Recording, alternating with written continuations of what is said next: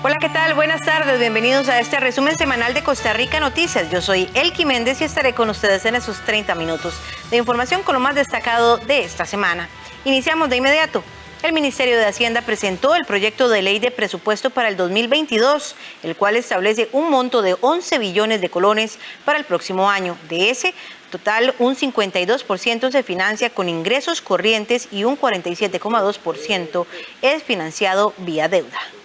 El Ministerio de Hacienda presentó el proyecto de ley de presupuesto del Gobierno de la República para el ejercicio económico 2022, el cual asciende a 11,5 billones de colones, 1,94% más respecto al del año anterior.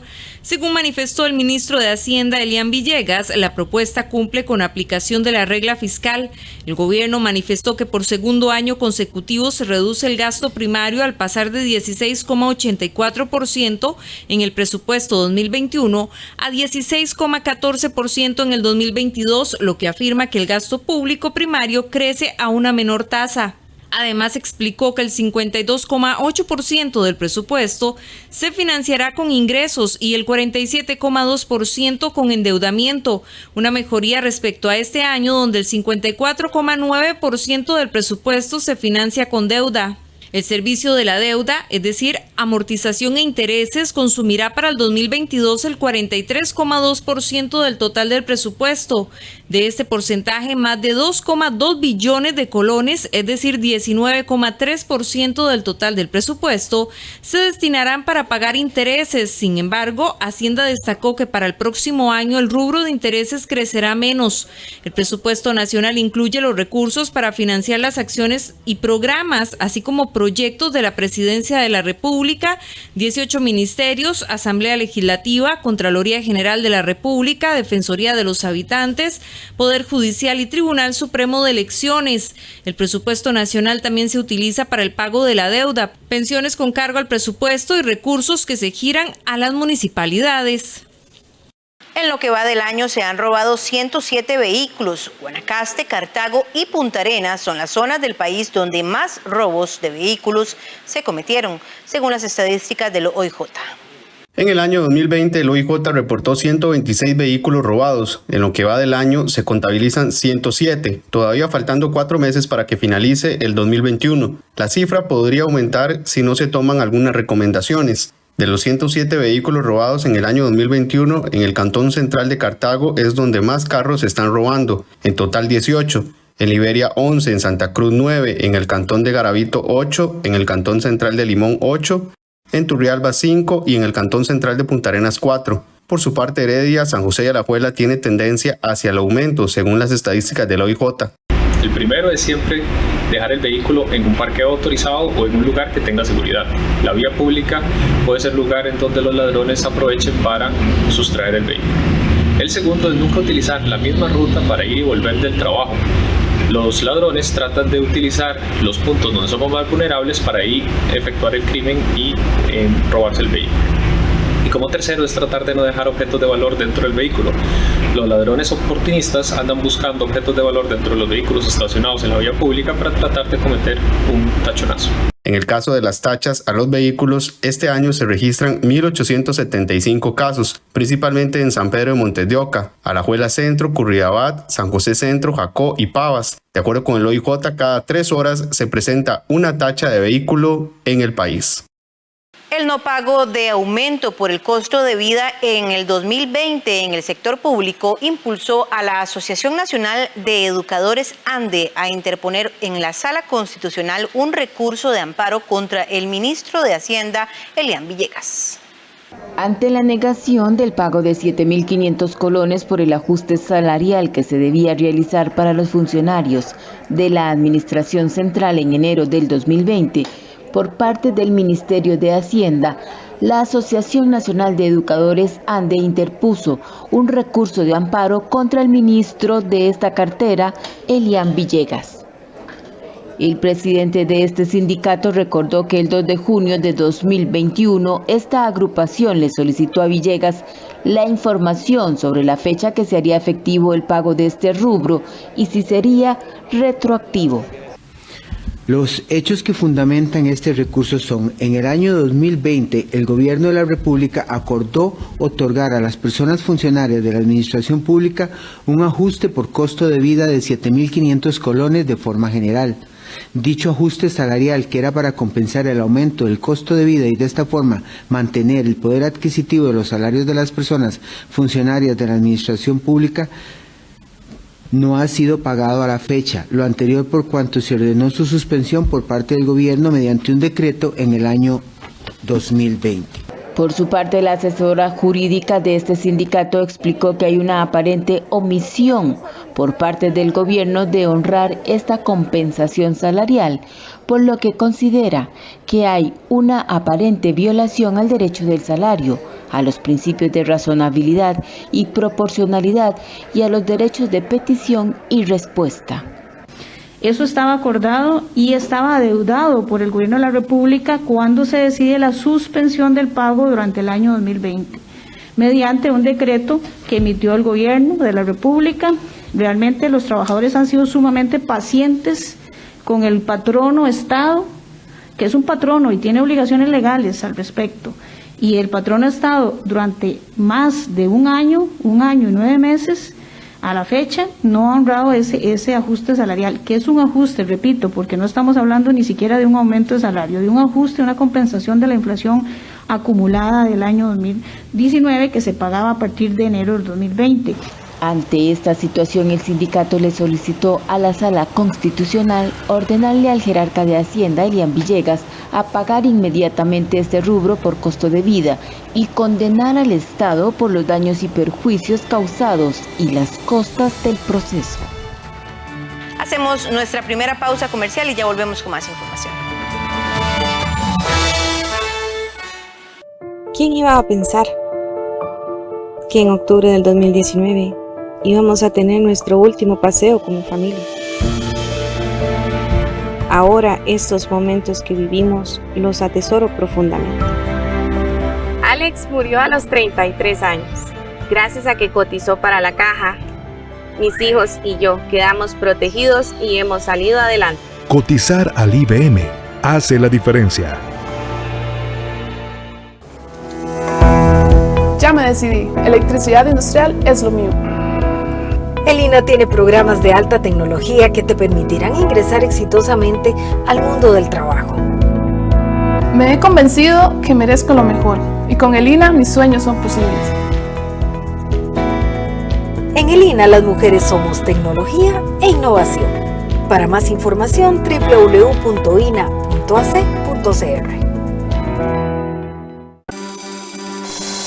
Nada como disfrutar de Buena Vida, el programa para la persona mayor que mejorará su calidad de vida por medio del aprendizaje y descubrimiento de nuevos intereses y estimulando su creatividad y su salud mental.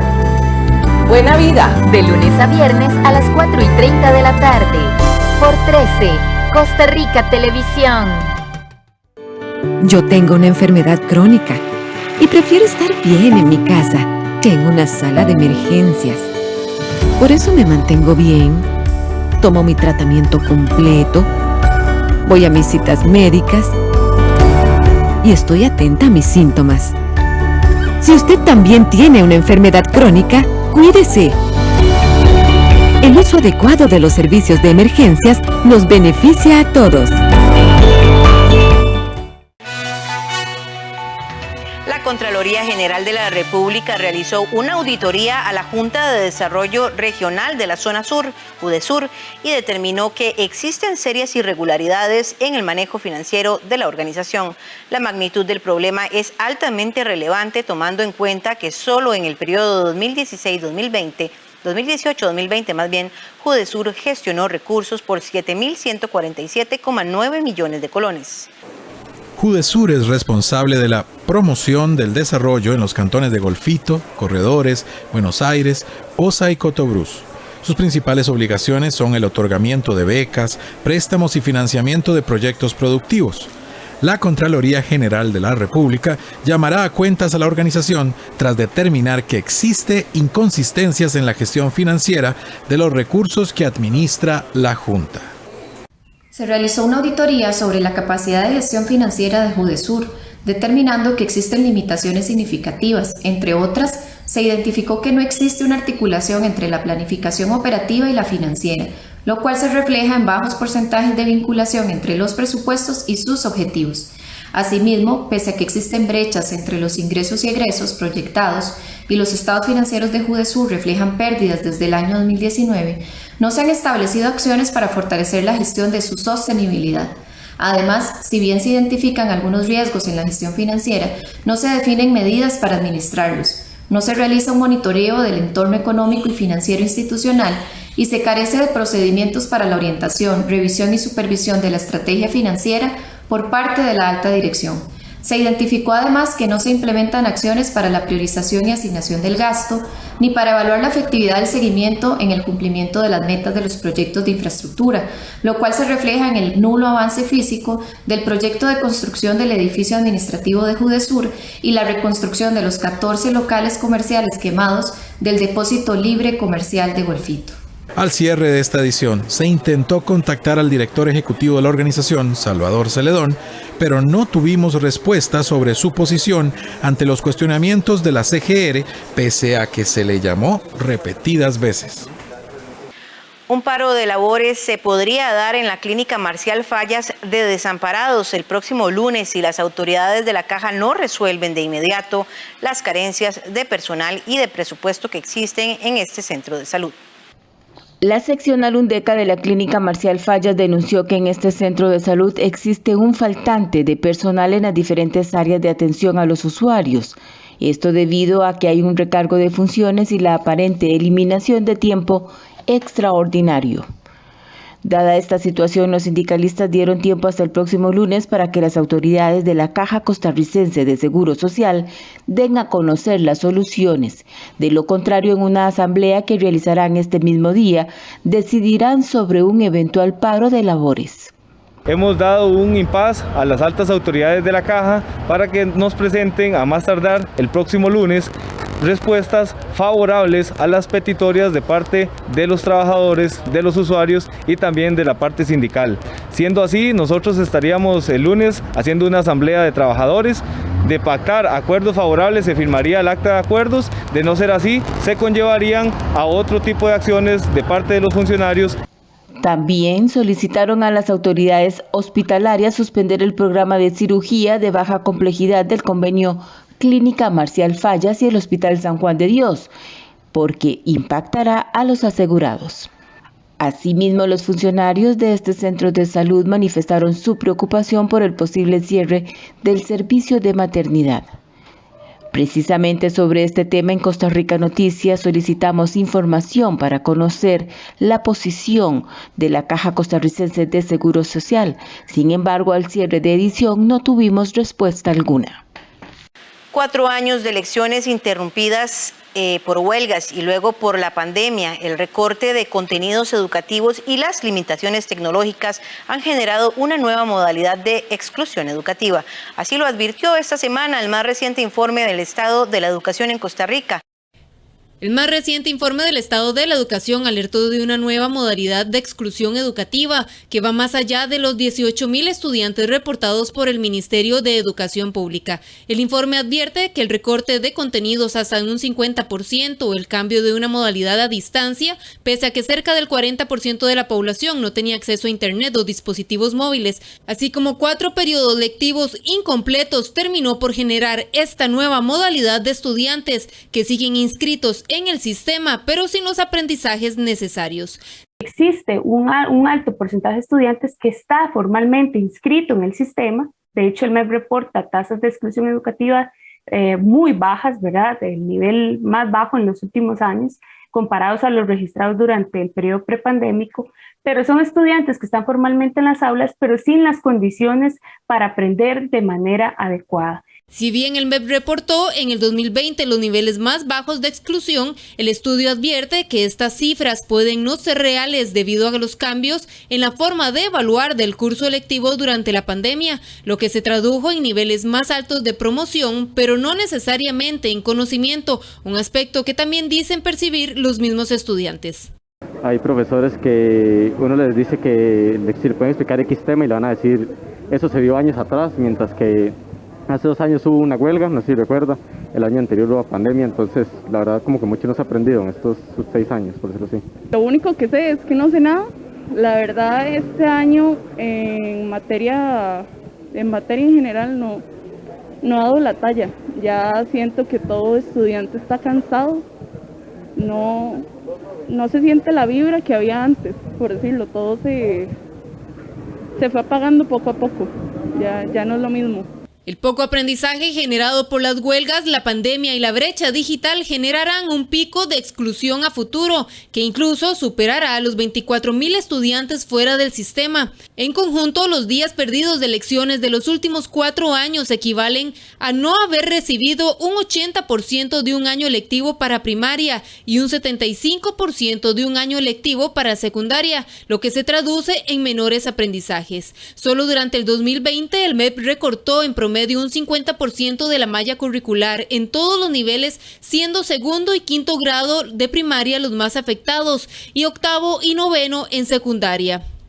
Lo que nos encienden las alarmas para los próximos años es de atender con estrategias específicas a esta población, porque tienen todos los elementos para ser los próximos excluidos del sistema educativo, cuando enfrenten ya evaluaciones digamos, de altas consecuencias, ¿verdad? Que es cuando vuelvan, por decirlo así, a un periodo de clases normal.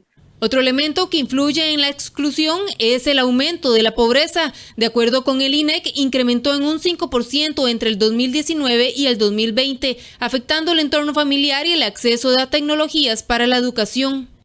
Que podrán ser los próximos excluidos, y eso pues va a tener una afectación en el potencial personal que ellos pueden desarrollar y también en incrementar los niveles de pobreza que ya el país registra con elevados porcentajes, ¿verdad? Porque como vimos, más exclusión va a implicar más pobreza en los próximos años y más pobreza en poblaciones que han registrado históricamente brechas importantes que no han sido resueltas. El Estado de la Educación concluyó que los jóvenes que aún están en proceso educativo y son mayores de 15 años, provenientes de hogares con madres de baja escolaridad, sin acceso a Internet, con poco alcance a dispositivos móviles, con un hogar que haya caído en la línea de la pobreza recientemente, además sin acceso a beneficios como Avancemos, comedor escolar o transporte estudiantil, son blanco casi certero de deserción estudiantil el próximo año.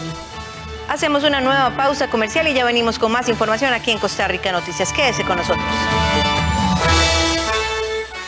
Desde los 18 años empecé a cotizar para la caja. Nunca imaginé necesitar una pensión tan pronto, pero el 10 de agosto de 2020 mi vida cambió. Soy Alex Rojas, tengo 25 años. Haber cotizado para la caja me dio derecho a la pensión, que hoy me permite continuar con mi vida. Cotizar al IBM hace la diferencia.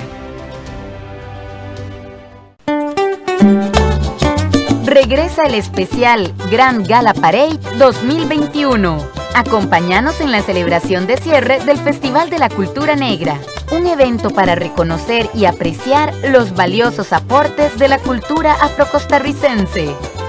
Martes 31 de agosto, 6 de la tarde, con repetición sábado 4 de septiembre a las 6:30 de la tarde, por 13, Costa Rica Televisión. Te invita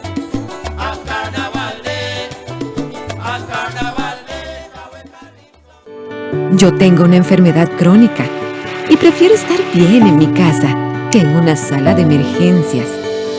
Por eso me mantengo bien, tomo mi tratamiento completo, voy a mis citas médicas y estoy atenta a mis síntomas.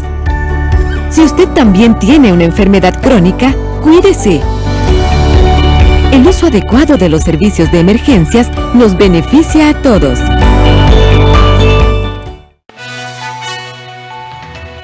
El Ministerio de Educación abrió un proceso de investigación dentro de la Dirección de Infraestructura Educativa para identificar qué fue lo que sucedió con la compra de terrenos inviables para adquirir y construir en lotes por más de 8.000 millones de colones sin estar vinculados a proyectos. La Dirección de Infraestructura y Equipamiento Educativo del Ministerio de Educación Pública abrió una investigación de todos los expedientes constructivos activos para tratar de identificar por qué se permitió la compra de propiedades por más de 8.000 millones de colones sin que hayan tenido proyectos en camino, y también por qué se dio la compra de lotes con problemas como nacientes de agua o riesgos de deslizamiento. Las fallas salieron a la luz en la última auditoría interna del ministerio, la cual analizó la compra de terrenos entre el 2014 y el 2019. Según el estudio, en los 4 años se adquirieron 44 terrenos por 7.955 millones. Sin embargo, nunca se ejecutaron construcciones, ya sea por falta de recursos o por problemas que se detectaron después de adquiridos. Además, del total 96 propiedades adquiridas, durante este periodo solo 50 contaban con un proyecto de infraestructura asociado. Algunos pues en realidad no se han logrado construir. Por ejemplo, pues tengo dos, ¿verdad? Que en este momento pues tengo más frescos. Uno de ellos que la auditoría menciona es Salustio Camacho, la escuela Salustio Camacho. Esa no es que no se ha construido porque el terreno no lo vayamos a utilizar, al contrario, nos está urgiendo la construcción. De hecho, ese proyecto está en este momento en contratación de obra, pero ha tenido varios recursos al proceso de adjudicación. Entonces, lamentablemente, ¿verdad?, no hemos podido ejecutar las obras con el tiempo que hubiésemos querido, pero sí es una obra que resulta urgente. Ellos tienen los fondos para la construcción, entonces pues, es un proyecto que sí se está trabajando. Otro proyecto es que es la Félix Villalobos. Ese es un centro educativo que se encuentra hacinado. Realmente pues yo lo conozco y ellos necesitan un espacio muchísimo más grande del que tienen. Sin embargo, la atención de la orden sanitaria en este momento es muy puntual sobre el mantenimiento de las instalaciones. Y como tenemos tan poco presupuesto, entonces sí, digamos que en una etapa 1 nosotros vamos a trabajar el mantenimiento para poder en una etapa 2 construir las obras. Efectivamente sí se va a llevar, pues hay que diseñarlas y hay que construirlas, pero esa decisión pues se tuvo que tomar en algún momento porque no teníamos los fondos para dar seguimiento al proyecto.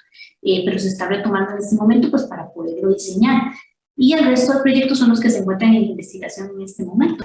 La auditoría menciona que la mayoría de los terrenos se encuentran en abandono y que es evidente que no ha existido planificación en los procesos de compra. Incluso menciona que en los expedientes solo algunos registran avalúos de los terrenos en oferta e incluso descartaron opciones sin haber sido analizados previamente.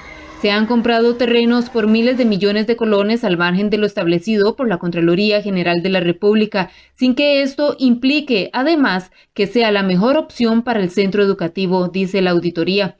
Actualmente, al menos 23 instituciones se encuentran con orden de cierre por parte del Ministerio de Educación Pública.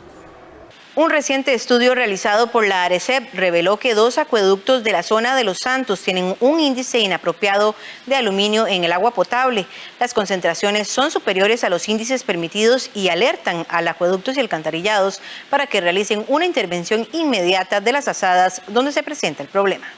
El agua de Santa Cecilia de San Marcos de Tarrazú y de la Angostura de León Cortés tiene presencia de aluminio, según un estudio de la Autoridad Reguladora de los Servicios Públicos. La situación no es nueva. En Santa Cecilia, los altos índices de aluminio se presentan desde el 2013, pero ahora la fiscalización de la ARECEP determinó que la AIA debe tomar todas las previsiones del caso, pues las concentraciones son superiores a las permitidas para el consumo humano. El aluminio es un metal ampliamente extendido en la tierra y es normal encontrarlo como un contaminante en aguas para consumo humano. En Costa Rica, el reglamento para la calidad del agua potable, el 38924S, establece que el valor máximo permitido de aluminio en el agua para consumo humano es de 0.2 miligramos por litro. La ARECEP ya informó de la situación a la Azada de Santa Cecilia, al Ministerio de Salud y ordenó al Instituto Costarricense de Acueductos y Alcantarillados efectuar una evaluación a su planta potabilizadora mediante la cual se remueve el aluminio del agua.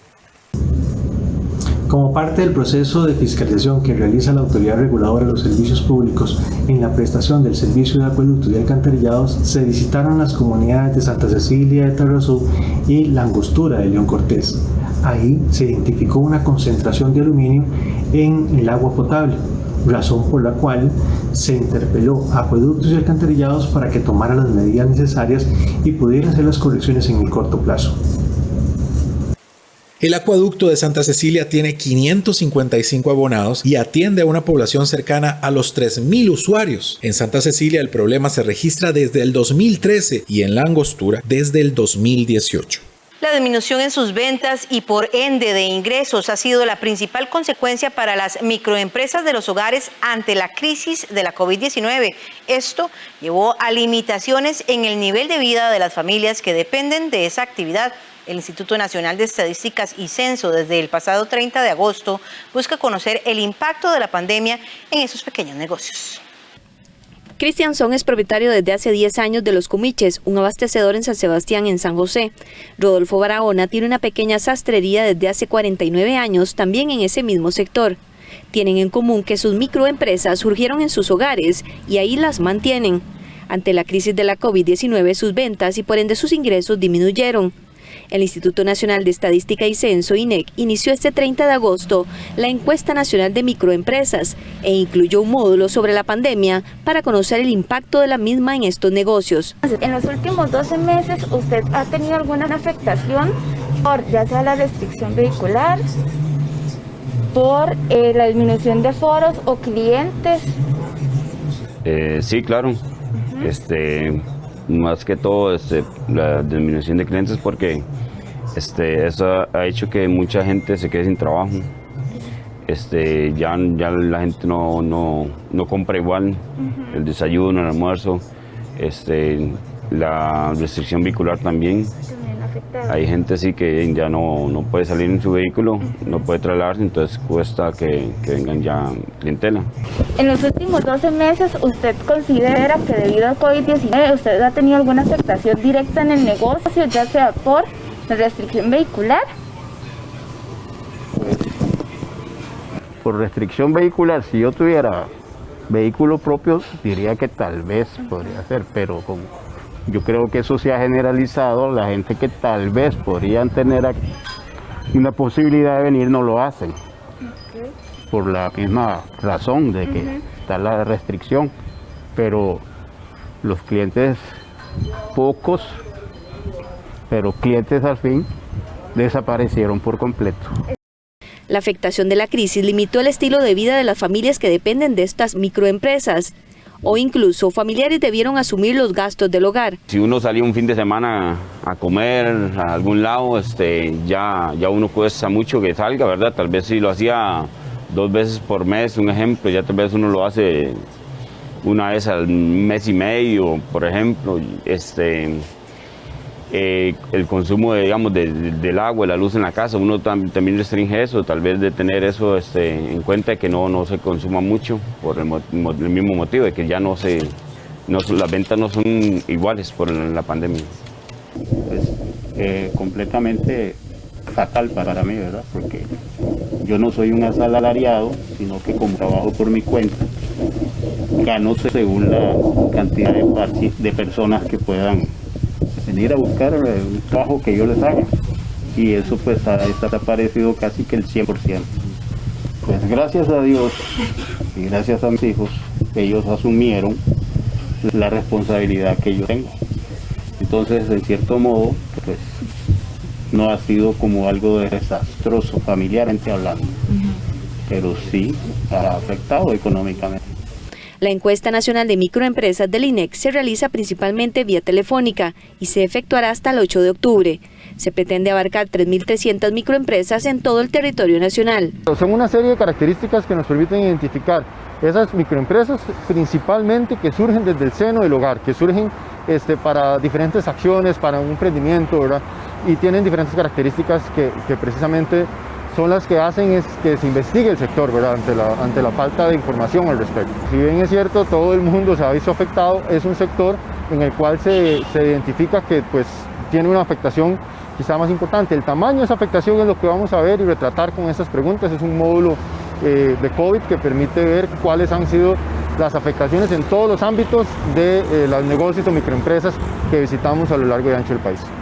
Un estudio del Ministerio de Economía, Industria y Comercio, MEIC, en abril del 2020, recién iniciada la pandemia, dio a conocer que el 54% de las microempresas encuestadas reportaron una disminución en sus ventas entre un 75 y 100%. y el 10% de las pequeñas y medianas empresas PYME redujeron sus planillas de trabajadores entre un 50 y 75%. Hemos llegado al cierre de esta entrega informativa. Agradecemos su compañía y les deseamos un feliz fin de semana. Que la pasen bien.